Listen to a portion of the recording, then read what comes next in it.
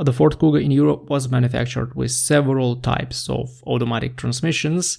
Throughout all three generations of the car, there was one pretty questionable option, the 6-speed dual clutch power shift transmission, which is the Getrag DCT unit with a lot of common problems. Fortunately, Kuga has been using the wet clutch power shift, unlike some smaller cars, because the dry clutch power shift is arguably one of the worst automatic transmissions in the world. But anyway, let's get back to the Kuga. If you see the warning saying transmission limited function and your vehicle experiences issues with shifting or the engine is in limp mode, first of all, you need to look carefully at the dash and locate any other warning lights.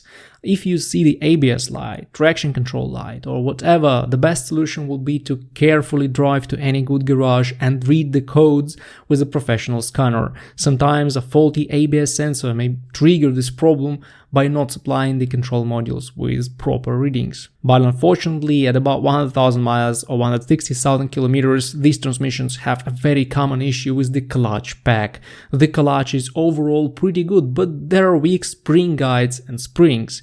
This leads to jerking when shifting or the absence of certain gears, and the TCU can't control the work of clutches. This is why it throws the warning and goes to the limp mode to save you from issues when driving at high speed. There is nothing you can do to make those springs last longer. They will need replacement, and in most cases the entire clutch pack will have to be replaced. One more possible culprit is the transmission fluid level, or just contaminated transmission fluid. Whatever the manufacturer recommended interval of fluid change is, you should change fluid and filter in these wet clutch power shift transmissions once every 30,000 miles or 45,000 kilometers. The clutches work in the fluid, so they inevitably contaminate the fluid with the particles of clutch waste material. Unless you change the fluid early, it will get too thick and will not be able to provide good operation of the transmission. And one more thing. Changing fluid in these transmissions is pretty tricky, and unless you know what you're doing,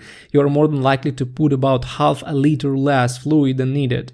Checking the level is very complicated, so you may choose to go to a good specialized Ford garage to let them check the level before you agree to any more expensive repairs. Unfortunately, these Getrag DCT transmissions have been pretty faulty. Also, if the mileage in your car is about 250,000 kilometers or 150,000 miles, it means that the transmission may have other issues with the TCU and clutch pack. At this mileage, it may not be financially wise to repair this transmission, and the replacement is very often a better choice. But of course, you should find the culprit for the warning before you invest that much money in your car.